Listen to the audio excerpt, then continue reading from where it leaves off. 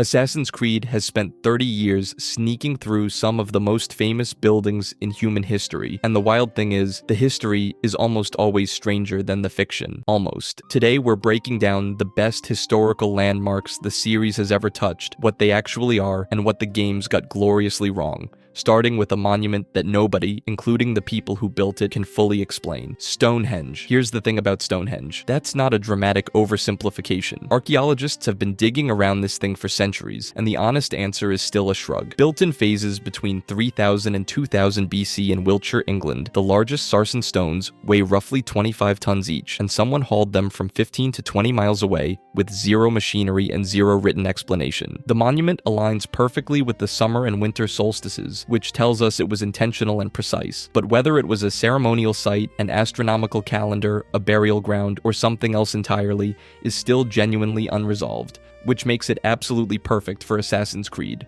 Asciii Valhalla folds Stonehenge into its Isu mythology, treating it as a sacred node tied to an ancient precursor civilization that existed long before humanity. And before you roll your eyes, Ubisoft's explanation is structurally about as provable as anyone else's. The game's speculative answer only works because the real history left the door wide open. The fan community is split predictably. Half see it as inspired world building that honors the site's genuine ambiguity. The other half feel a place of real spiritual and archaeological weight got repurposed as sci-fi set dressing. Both sides have a point, which is itself pretty on brand for a monument that refuses to give anyone a clean answer. If Stonehenge feels mysterious, wait until we get to a landmark where we know exactly how it was built, and somehow that makes it even more unbelievable. Next up, the Great Pyramid of Giza. The Great Pyramid of Giza. Here's a number that should break your brain a little. By the time Bayek is sneaking around the base of the Great Pyramid in AC Origins, that structure is already over 2,500 years old. Let that sit for a second.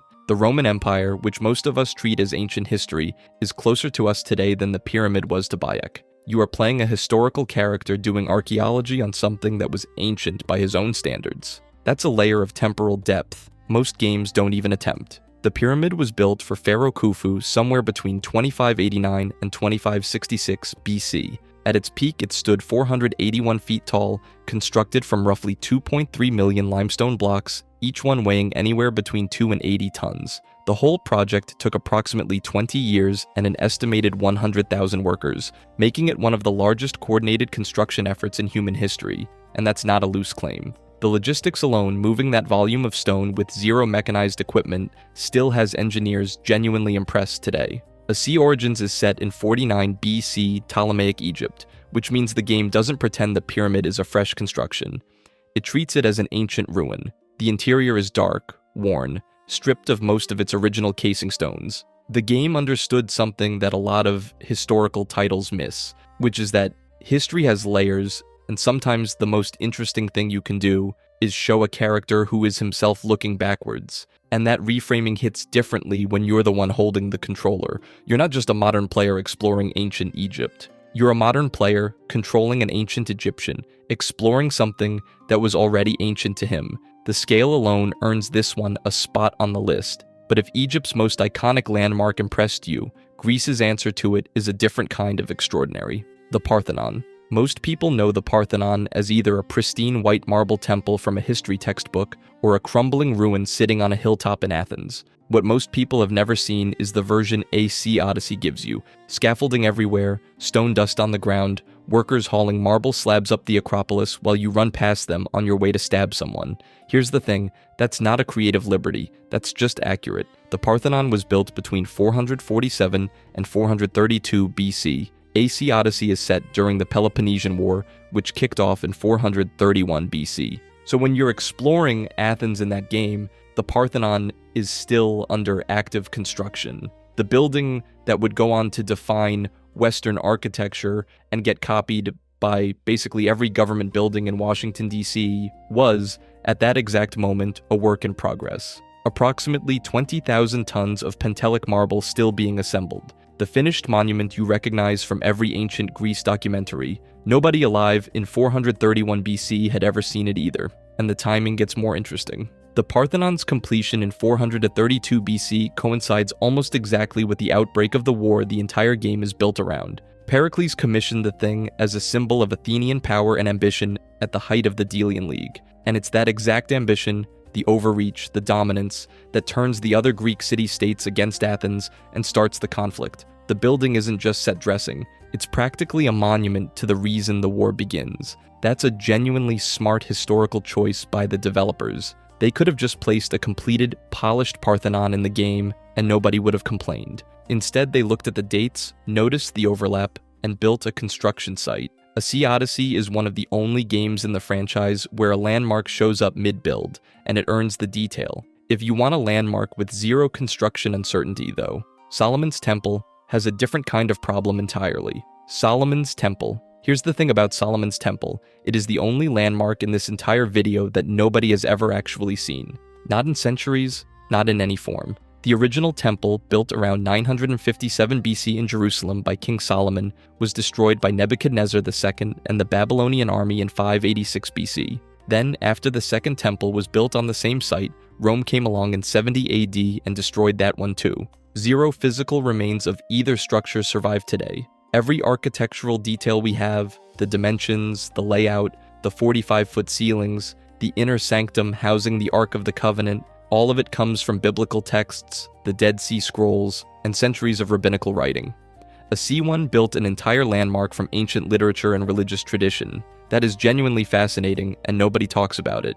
The game places it at the center of its Third Crusade setting, 1191 AD, roughly 1,700 years after the original temple's destruction. By that point, the site in Jerusalem had already been a mosque for 5 centuries, but AC1 treats the temple as a vault, a hiding place for a piece of Eden, simultaneously contested by assassins, Templars, and Crusaders. A 3-way tug-of-war over the most religiously loaded ground on Earth. Here's where it gets genuinely interesting. That framing, a single site pulling 3 major powers into violent conflict over irreconcilable claims to it, is not dramatic invention. That is just what Solomon's Temple has actually been throughout history. Jews, Christians, and Muslims have each assigned the site layers of sacred meaning that cannot be reconciled without someone losing something they consider fundamental. The game didn't manufacture that tension for narrative convenience. It inherited it from 3,000 years of actual human conflict. Whether that was intentional on Ubisoft's part is debatable, but the result is a landmark that functions as a MacGuffin in the exact same way the real site has always functioned in history. The fan debate around this one is worth taking seriously. Some argue AC1 treats the temple superficially,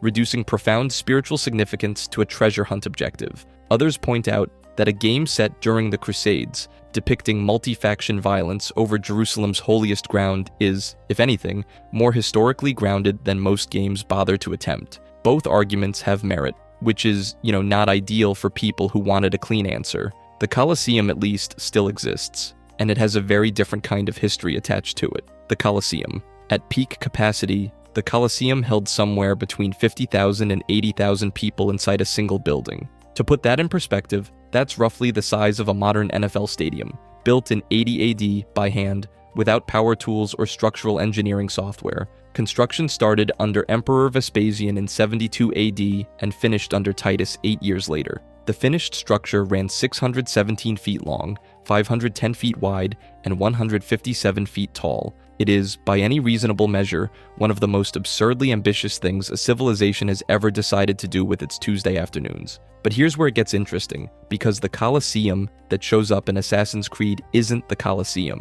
Not really. A C2 visits Rome in 1476. Brotherhood returns to the same city in 1500. Both games include the Colosseum, which means the franchise gives you 2 separate looks at the same building across a 24-year gap, and what you're looking at in both cases isn't a functioning arena. By the 15th century, the Colosseum had been partially stripped for building materials, colonized by vegetation, and repurposed by locals as a combination of housing and fortress. The grandest entertainment venue in Roman history had become essentially a very large source of free stone and a convenient place to store people. The games depict this accurately. You're not walking into a working stadium. You're walking into a ruin that is already inside another ruin, which has a certain poetry to it if you're in the right mood. Here's the thing nobody really talks about though. The fact that AC2 and Brotherhood both include the Colosseum at different points in time means the franchise accidentally created a 2-point archaeological dataset. Players who move from one game to the other are doing, roughly speaking, what archaeologists do when they track structural degradation across historical records. The building looks different, the decay has progressed, the surrounding context has shifted. That's not something the developers set out to document, but the result is a genuinely useful comparison that mirrors how historians actually study architectural decline. The game stumbled into being an unintentional history lesson, which is a sentence I did not expect to write today. If you think that's an impressive piece of accidental preservation, wait until we get to a building that wasn't just preserved in a game, but actively helped restore a real one. Next up, the Hagia Sophia. Hagia Sophia. There is a dome in Istanbul that should not exist. Not metaphorically. Literally, the people who designed it could not fully explain why it stayed up. Built between 532 and 537 AD under Emperor Justinian I, the central dome spans roughly 102 feet in diameter and sits 184 feet above the floor with 0 supporting columns underneath it.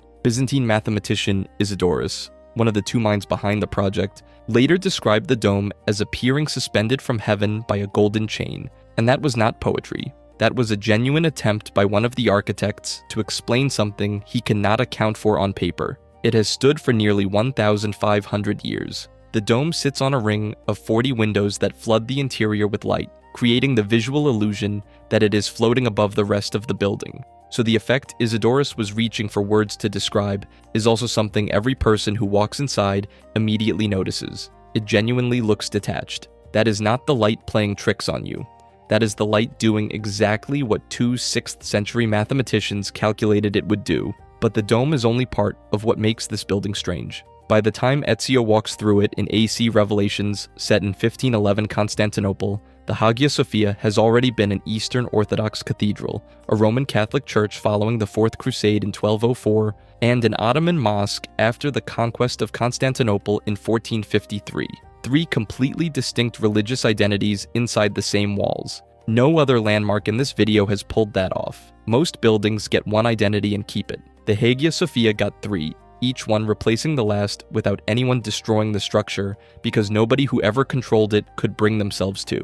AC Revelations uses it largely as parkour terrain and backdrop, which fair enough, it looks incredible. But the game sidesteps almost entirely the fact that Ezio is moving through a building whose identity is still being contested in 1511, a space where the political and religious history of an entire empire is written into the architecture around him. That context would have made every scene inside it hit harder. Fans have been pointing that out since launch. Still, even as scenery, it is hard to look at and feel nothing. If the Hagia Sophia represents what human ambition produces when it refuses to accept structural limitations, then what comes next is what happens when one man decides to solve an engineering problem everyone else gave up on. Santa Maria del Fiore. Brunelleschi built the largest brick dome in human history, and then refused to tell anyone how he did it. That's not mythology, that's documented. When city officials asked him to explain his method to competitors, he declined. He kept the technique largely secret throughout construction,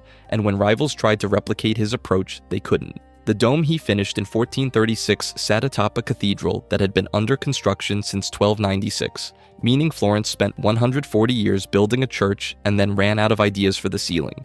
Brunelleschi solved a problem that had stumped every engineer on the continent, built a dome 154 feet in diameter without internal wooden scaffolding, covered it in 3.6 million tiles in geometric patterns, pushed the total structure to 367 feet tall, and then essentially said, "You're welcome," and kept his mouth shut. Nobody matched it for over 500 years. Here's the thing, that's already a genuinely extraordinary story, and AC2 hasn't even shown up yet. When the game uses Santa Maria del Fiore as the setting for the Pazzi conspiracy sequence, it's staging drama inside a building that was the actual site of the real Pazzi conspiracy.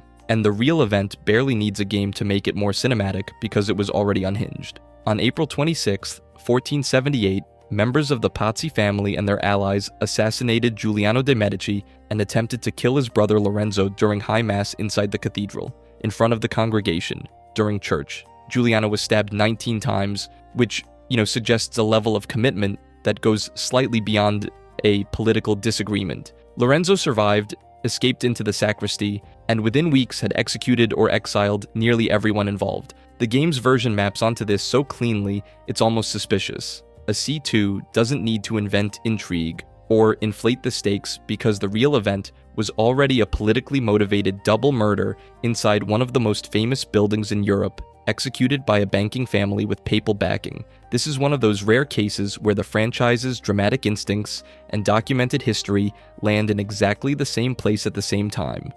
Most historical landmarks in AC are impressive backgrounds. Santa Maria del Fiore is the one where reality already wrote the script. If you thought that building had stories, wait until you hear about Castel Sant'Angelo, which started as a Roman emperor's tomb and somehow ended up as the Borgia family's private fortress, Castel Sant'Angelo. Here's a building that has had, genuinely, one of the more eventful existences of any structure on the planet. Tomb, fortress, papal panic room, villain's lair, not metaphorically, all four, in sequence. Hadrian built it in 139 AD as his own mausoleum, because when you're emperor of apparently you get to commission a 210-foot tall cylindrical monument to yourself as a retirement plan. It stored his remains, his family's remains, and later the remains of several other emperors who presumably had no say in the matter. Then, over the next 12 centuries, it slowly became something else entirely. By 1379, it had been fully converted into a defensive castle, incorporated into the city's defensive walls.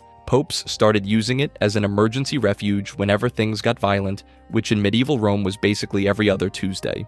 And here's where it gets genuinely interesting. The castle held the papal treasury, sacred relics, and at various points the Holy Lance, the spear historically claimed to have pierced Christ at the crucifixion. So this building was simultaneously a military fortress and a storage unit for some of the most spiritually significant objects in Christian history. But the real detail, the one that sounds like something a game developer invented and absolutely did not, is the Pozzetto di Borgo. It's a fortified, elevated corridor running about 2,600 feet directly from Castel Sant'Angelo to the Vatican, a secret escape tunnel connecting the Pope's home to a castle. Two separate popes used it to flee actual military attacks. Pope Clement VII sprinted down it in 1527, while Spanish and German forces were literally sacking Rome outside. The corridor exists, you can visit it. It is a real thing that real people used to run for their lives. A Sea Brotherhood includes the Pozzetto as a playable section, which is one of those moments where you think, okay, obviously they made that up, and then you look it up, and no, they didn't. The other thing Brotherhood does is flip the castle's entire historical function by making it Borgia headquarters. The building that real popes used as a sanctuary becomes the villain's base of operations. The irony is rich, though probably not as intentional as it sounds, given the papacy's own documented history of using the castle for deeply non-spiritual political maneuvers. The Borgias fit right in. If a building that served as a tomb, fortress, and papal treasury can hold its own, wait until you hear about a cathedral that survived an entire revolution and still needed a video game to save it. Notre Dame de Paris. AC Unity had a rough launch. Technically broken, widely mocked, review bombed into the ground. And for a few years that was the story. A troubled open-world game that Ubisoft released too early and the internet never let them forget. Then, in April 2019, Notre Dame caught fire. The spire collapsed, the roof burned. 750 years of architectural history came within a few hours of being gone completely. Restoration teams moved in almost immediately, and here's where it gets weird. One of the documented visual resources they referenced was AC Unity, not as a replacement for professional surveys, but as a legitimate supplemental archive. The game had rendered Notre Dame in such precise detail, down to stone carvings and interior geometry, that it became genuinely useful. A video game, one that people were mocking 5 years earlier. That's not a small thing. That's one of the only times in history a piece of entertainment software provided real architectural utility following an actual disaster. Here's the context that makes it land even harder. Construction on Notre Dame began in 1163. It took nearly 2 centuries to reach completion, sits at 406 feet tall, contains 7,800 tons of stone, and has 280 stained glass windows. It survived the French Revolution of 1789, which is exactly the historical moment AC Unity depicts. Crowds tore through Paris, the monarchy collapsed, and Notre Dame stood through all of it. The game was built around that specific period. Ubisoft spent years recreating every facade, every buttress, every interior arch at a level of fidelity that went well beyond what you needed for a chase sequence across the rooftops. Nobody planned for the 2019 fire. That's the part that sits with you. Unity was released 5 years before any of that happened. The developers were trying to make a good game, not a time capsule, but that's exactly what it became. By accident, a detailed snapshot of Notre Dame at its most complete, preserved in a medium that can be copied, distributed, and explored by anyone with a computer. Ubisoft eventually released a version of Unity for free, specifically so people could walk through the pre-fire cathedral. Not as marketing, just so it existed somewhere accessible. A critically panned game handed an unexpected legacy by one of the worst architectural disasters of the modern era. There's no neat moral there, it just happened that way. Westminster Abbey has its own complicated history, and if you think Notre Dame's story is a lot, wait until you hear what the English managed to do with theirs. Westminster Abbey. Here's the thing about Westminster Abbey. It doesn't just contain history, it is history. Stacked 17 layers deep and compressed into 511 feet of Gothic stone sitting in the middle of London. Construction started in 1245 under Henry III and was largely done by 1517. The building measures 511 feet long and 210 feet wide at the transepts, which are genuinely enormous numbers, but the dimensions aren't even the interesting part. What makes Westminster Abbey unlike almost any other structure on Earth is what's inside it. 17 royal tombs, over 3,300 individual burials. More historically significant people are buried within these walls than in any other single building in the entire English-speaking world. Poets, scientists, monarchs, military commanders, all stacked in there together like the world's most prestigious filing cabinet. But the coronations are what cement its place in history. Westminster Abbey has been the site of every English coronation since 1066. William the Conqueror was crowned there, so was every single English and later British monarch for nearly 1,000 years after him. The current Gothic structure wasn't even built yet when that tradition started, which means the coronation predates the building. The legitimacy of the British monarchy runs through this specific piece of ground, not just the building on top of it. That's not symbolic. That's the actual political mechanics of how the monarchy functioned for a millennium. So naturally, AC3 kind of fumbles it. And look, the game has an obvious problem here. It's primarily set in colonial America. Westminster Abbey is in London. The creative gymnastics required to get an American Revolutionary War narrative anywhere near that building are significant, and the game doesn't quite stick the landing. British players especially have noted that the Abbey's inclusion feels compressed and oddly casual, with security that would make any actual palace guard resign in embarrassment. The geography is porous in a way that even generous AC standards can't fully absorb. But the deeper issue is a narrative one. Westminster Abbey is the burial site of real historical figures, people the game's conspiracy-driven framing of the revolution has complicated opinions about at best. There's an awkward tension between a landmark defined by the weight of genuine history and a storyline that treats historical figures as chess pieces in a Templar versus Assassin grudge match. The Abbey doesn't bend easily to that kind of retrofitting. The history is too dense, too specific, too real. It ends up being a case where the landmark wins. The Abbey is so historically overpowering that the game almost disappears next to it.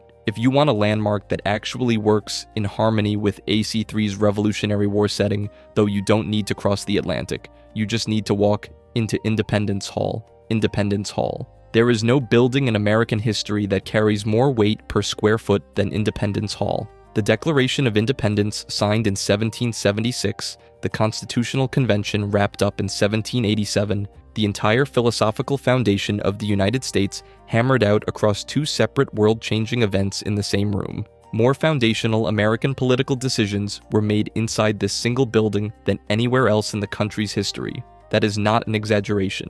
That is just the ledger. Edmund Woolley and Andrew Hamilton designed the original Pennsylvania State House starting in 1732, finished in 1756, and the clock tower reaches 110 feet, which feels about right for a building that has been looming over American identity ever since. The physical structure is modest by European standards. What happened inside it is not. AC3 uses Independence Hall as a thematically central location, a nexus point for Animus sequences, the physical embodiment of everything the game's American Revolution narrative is building toward. The game treats the building with genuine reverence. Liberty, freedom, the birth of a nation, all of that. And then there's Connor. Here's the thing, Connor Kenway is Mohawk. Half English, half Radonaq'etan, fighting across the entire Revolutionary War to protect ideals that are, at the exact moment he's protecting them, being built on land taken from his people. He is defending a building where men are constructing a government that has zero intention of including him or anyone he loves. The irony is not subtle. The game puts it right in front of you and then does not fully commit to what it means. That is the most sophisticated piece of character meets landmark storytelling in the franchise, and also the most frustrating, because AC3 gets right up to the edge of saying something genuinely difficult and then pulls back. Connor's relationship with Independence Hall is complicated in ways that most games would never attempt, and in ways that this game never fully resolves. He fights for it, he believes in the idea of it, and the idea of it does not return the favor. The tension sits there, beneath every scene set in that building, unaddressed, which is honestly historically accurate in its own way. The men inside Independence Hall in 1776 and 1787 also did not fully resolve it. They put it in a drawer and handed the drawer to future generations. A C3 does the same thing. You can read that as a failure of nerve or as an unusually honest reflection of real history. Neither answer is comfortable, and the game deserves credit for manufacturing the discomfort even if it flinches before going all the way. Independence Hall is the only landmark on this list where the building and the protagonist are in direct philosophical conflict, and the game just lets that contradiction breathe. That is worth something. Not everything with a similar layered quality shows up in the same era, though. Black Flag takes a completely different approach, dropping you into colonial Cuba and a building that, technically speaking, should not even exist yet. That's where we're headed next, Havana Cathedral. Walk into the Plaza de la Catedral in Havana, Cuba, and you are standing in front of one of the most architecturally distinctive buildings in the entire Western Hemisphere. The Catedral de la Virgen María de la Concepción Inmaculada de la Habana, which is a name that takes roughly as long to say as it took to build, is a Baroque limestone structure with twin asymmetrical bell towers rising 120 feet into the Caribbean sky. The overall footprint runs about 180 feet by 92 feet. Every block was cut from local quarry stone, which gives the whole facade this warm, honeyed texture that no European cathedral in the franchise can match. In AC Black Flag, it anchors colonial Havana beautifully. The asymmetrical towers, the plaza, the salt-bleached stone, the sense that this city exists somewhere between the old world and the new, it feels exactly right. It feels like Havana. Here's the thing though, Edward Kenway's story is set between 1715 and 1722. Construction on the Havana Cathedral did not begin until 1748. It was not completed until 1777. The building Edward explores, the landmark you climb and use for navigation and absorb as part of this world, was not built yet. It would not exist for another 26 years after the game ends. That is, by any reasonable measure, one of the most straightforward anachronisms in the entire franchise, and it raises a question that AC has never really bothered to answer directly. When a game puts a building in the wrong century, does the landmark still do its job? Because here is what is interesting. Havana Cathedral absolutely does its job. It makes colonial Cuba feel specific and real and lived in. It gives the city an identity. It gives players a reference point. The warm limestone and the asymmetrical towers and the plaza setting create an atmosphere that you remember. It is one of the most genuinely striking set pieces in the whole Black Flag experience, and it earns that entirely on its own terms. The historical placement just does not hold up if you check the dates, which most players never do, because why would you? You are a pirate. But that tension, the gap between what is cinematically true and what is historically accurate, is not really a Black Flag problem. It is the franchise's founding tension. AC has always been in the business of making history feel real more than making it feel accurate. The Parthenon still under construction in Odyssey. Notre Dame's interior and unity rendered in detail no medieval peasant could have accessed. The Hagia Sophia's transformation across centuries compressed into a single explorable space. These games have always negotiated between the world as it was and the world as it needs to feel. Havana Cathedral is just an unusually clean, almost self-contained example of that negotiation, because the math is so simple. Wrong century, great cathedral. Pick one. What is interesting is that most players pick the cathedral. Not consciously, but experientially. You move through that plaza, you look up at those towers, and you feel something accurate about colonial Havana, even if nothing about the chronology is. That is not a failure of design. That might actually be the point. The entire franchise runs on a version of that logic. The animus has always been the excuse, and the excuse has always been thin, and nobody has ever really cared, because the landmarks deliver something that a strict historical simulation probably could not. They deliver the feeling of a place that is harder to achieve than accuracy, and honestly more valuable to the experience. So maybe the question is not whether Havana Cathedral belongs in 1715. Maybe the question is whether a game about pirates and assassins and ancient conspiracies ever owed you strict accuracy in the first place. Turns out, no. If you enjoyed this video and want to see more, click the video on the screen now.